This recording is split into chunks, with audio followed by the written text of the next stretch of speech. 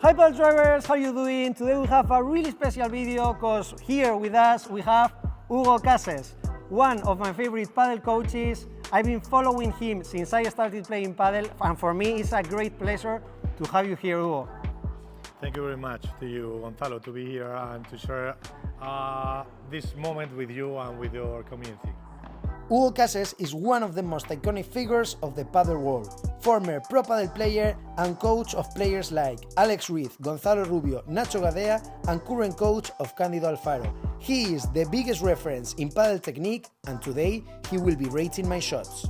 Today, Hugo will be taking a look at my game. We're gonna be analyzing my game from the back, at the net, and the overheads, and he's gonna be comparing my shots with the shots of a professional. Like for example, he's coaching Cándido Alfaro this year, so he's gonna be telling us what are the differences between my shots and his shots. We're gonna give them a number, and you can be as strict as you can. It has to be realistic. Yeah, well, we can try to improve his shot, so I'll do my best. Well, we are going to start to work with Gonzalo with his forehand in the back, so let's go.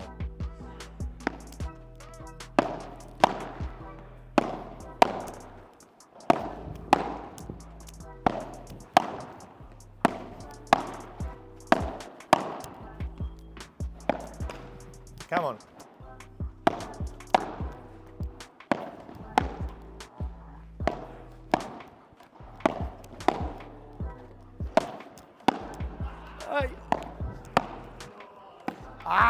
Okay, Hugo, what do you think? It was not that bad, right?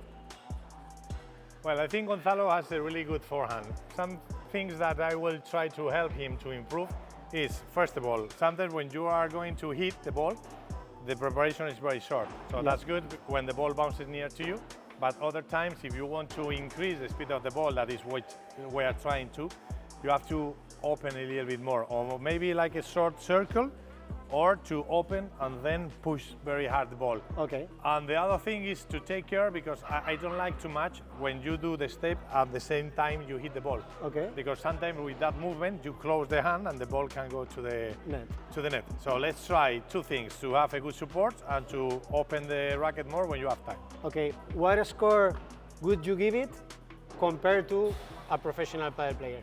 Well, it's not bad, because the speed of the ball is good, the technique is good, but if you want to improve it more, you need to do the things I'm telling you. But I think now the forehand is 8.5, so it's a good That's forehand. too generous, too generous. No, it's a good forehand. The ball comes really hard. I have to hold the racket strongly. Yeah, the backhand is definitely weaker.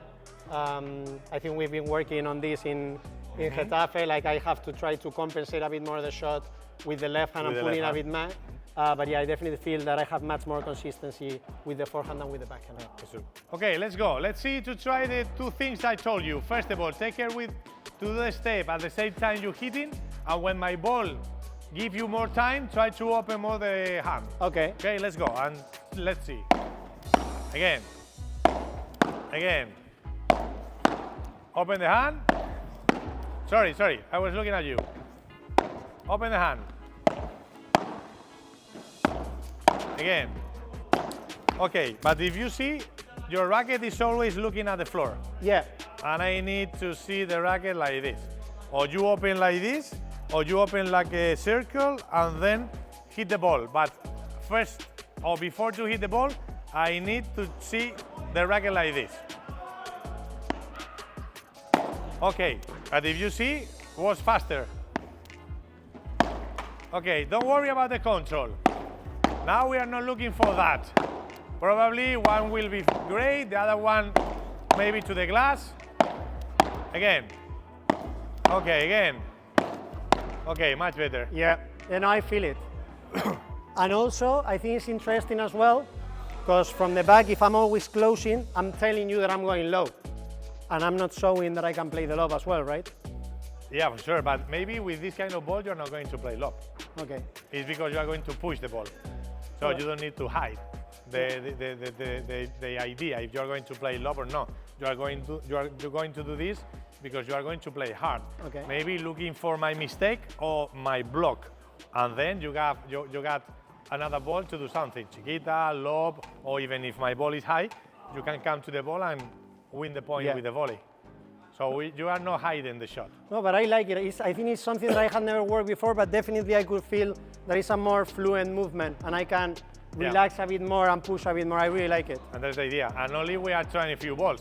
So if you do this with the time, will be more natural than now. Okay. Okay, paddle drivers, that was everything with the ground strokes. Now we're gonna jump to the volley. I was mentioning to Hugo that if we do a basket, probably my volley is gonna look fine because I know more or less the technique. But in a real game situation, my volley I feel that is too weak. So the kind of work that we're gonna be doing is he's gonna stay at the back, I'm gonna go at the net, he's gonna be playing back to me, and whenever I feel that there is an easy ball, I'm gonna try to finish down the line, okay? That's the exercise that we're gonna be doing so that Hugo can assess not just my technique, but also my decision making. Bueno.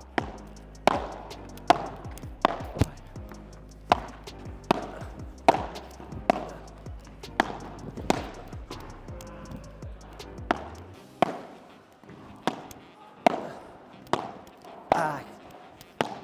Ay.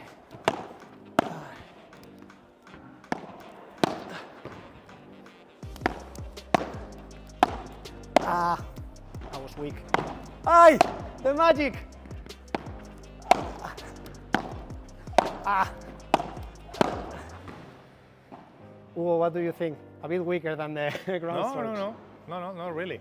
I think the forehand is good when you are playing with me, and the decision that you are using when you play and change to down the line is correct. Maybe we have to have more control about your body. I mean, when you want to change to down the line and you want to win the point, you need to be compact as well. And the only change you have to do is the point of impact. I mean, if you are playing in diagonal, maybe you are doing this, and when you change and decide to change to play in parallel, the point of impact is this. But you have to keep doing the same with your body. Very compact, this is in cross, this is in parallel. Okay. And this is what you need, because sometimes when you play in parallel, you move maybe too much and you don't need it. So let's go, or let's try to work the support. I mean, when you change, try to feel that your left leg is in front of you and your body weight is in your leg. And try to keep working in the coordination of the arms. Okay. I think the rest is not a problem. Okay, from 1 to 10, compared to Candy, well, I've seen Candy doing this exercise. Candy is different because Candy play at 200 miles per hour, so it's not the comparison. But I think it's nice too. It's maybe another 8, 8.5, so it's not bad. He's been super nice with me. I've seen Candy doing this exercise and you will be extremely impressed. He's extremely quick. Okay, Gonzalo. Now, let's try to hit the ball in front of you and very close when you decide to play there, and try to stop with your body weight in the left leg. Okay. Okay? Maybe it's going to be very strange because you can lose the balance. Don't worry, we tried. Okay.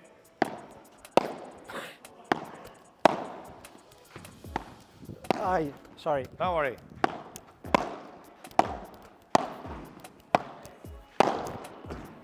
That was good. You didn't see his face because he thought that maybe it was something wrong, but it was good.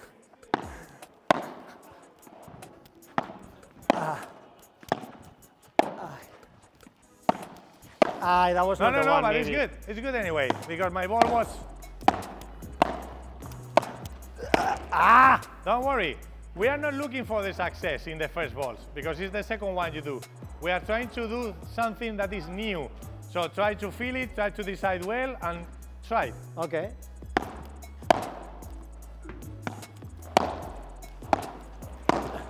Yes, that was really, really good.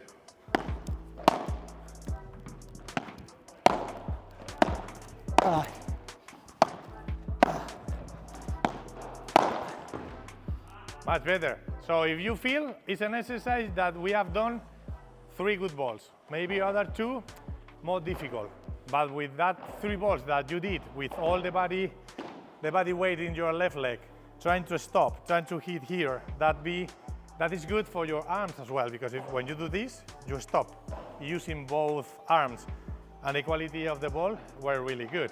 So it doesn't matter if now they are the first balls, you feel something strange. That is what you have to feel, because it's something new. But at the end, the shot is working really well, and with time and with practice, you can improve it really well. I would say that the bigger difference for me and what it really makes me play much better when I'm doing the forehand volley is what you said about being compact. Like remember to keep the elbow close and trying to get the power from exactly what you mentioned, rather than just pushing there with the hand, which is what I feel I was doing before. The key is the point of impact. Yeah. If you hit the ball here, you have the 100% of your power. Okay. If you hit here, the racket is far of you, and you have to change the idea, because maybe this point is not to play down the line. We keep it's playing. It's just to keep playing in diagonal. Okay. Okay, team, so that was everything with the volleys. Now we're gonna go with the overheads. So what we said is that I'm gonna try to make an extra effort on recovering the net quite fast after hitting, to make it a bit more challenging and more realistic. Let's see how it goes. Well, let's see.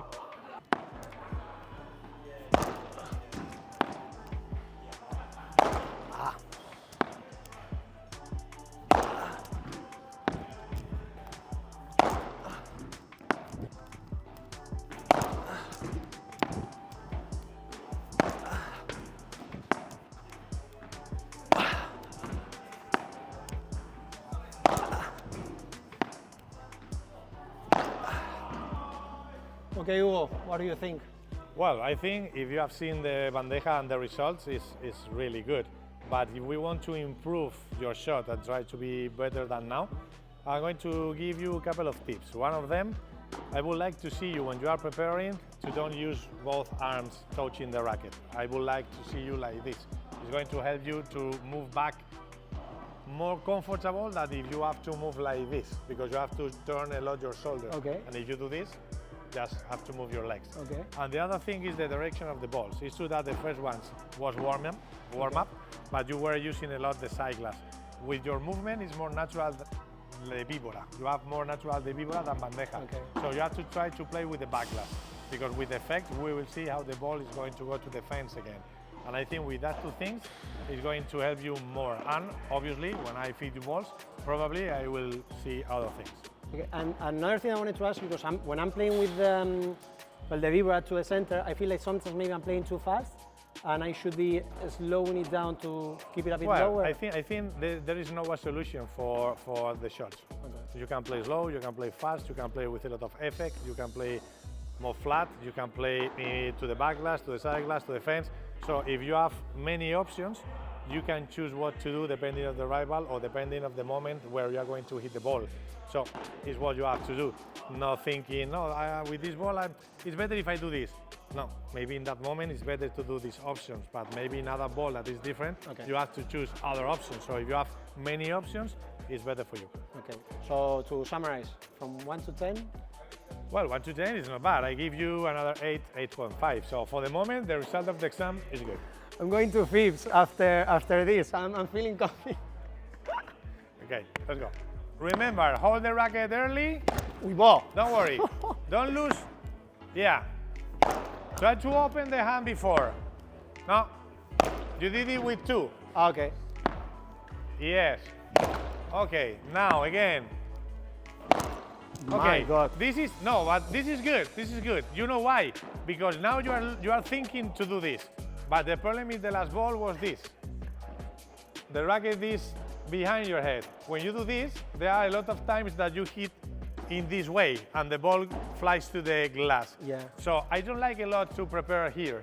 I prefer to prepare here and then you choose bandeja or you choose vibora. But if you put the racket behind your neck, you have a lot of possibilities to hit a little bit behind you or far of you, and they hit the ball or the face of the racket is like this. So it's very common to put the ball straight to the glass. So you can prepare as you want, but you have the obligation to hit the ball from up to down. Okay. So it's up to you. Let's see. That was terrible, guys. Whoa. Let's see. Okay, and now choose where to play.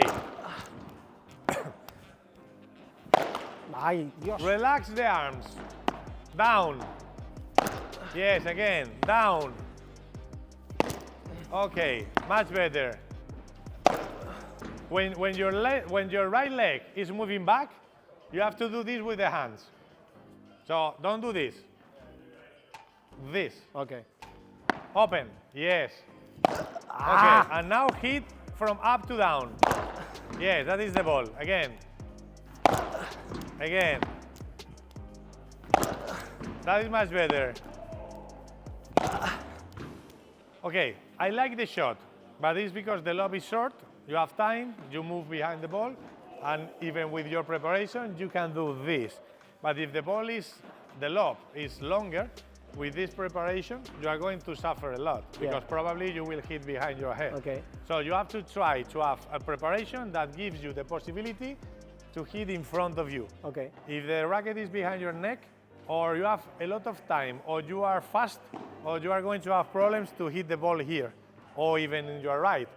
But you have to take care with that. And also, if your preparation is very high, always you are going to hit the ball like this. Right, It's good, it's good. But if you hit the ball lower, you get this angle, and with this angle, you get a lower ball. Okay. Okay? Un par más, ¿no? A few more. Let's go. Don't play fast. Vale. Yes, but I like that. Slowly. Yes, try to think in the shot. Okay, again. ¡Ay! Open more the face of the racket. Yes, again. Okay, and now tell me, why always when you hit the bandeja or the vibora, you are with the legs open? Like this, you mean, or No, here? now you are doing every shot you have done, it was like this. Why? I don't know. Sometimes can help you, but other times you have time and you do this and put the left leg before. You can do that and follow the ball with the balance. But if you open the legs, you are from right to your left. But, So you mean but I you have don't to go rotate a bit more? sometimes. So you have to change, and you have to try. Okay. Try sometimes like this, or sometimes like this, but Okay. not always the same like this, because can penalize you. And then you can come with the ball.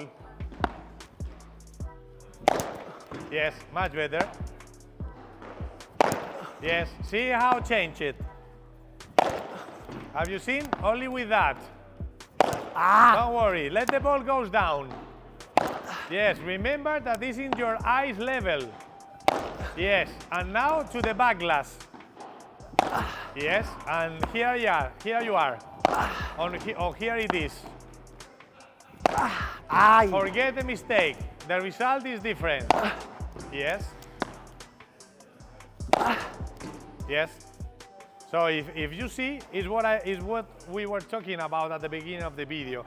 I can tell you with a few balls I feed you, some things that maybe can help you, but with the practice and watching different things that you are doing, that probably if you change, not change to don't do what you do, is change about to try different positions. Yeah. Because if you have time and you can do this, far off the ball, and then you can look for the ball with this leg, the point of impact is good. You are going to use your body weight to hit the ball in a good level, and you are going to follow the ball with your balance.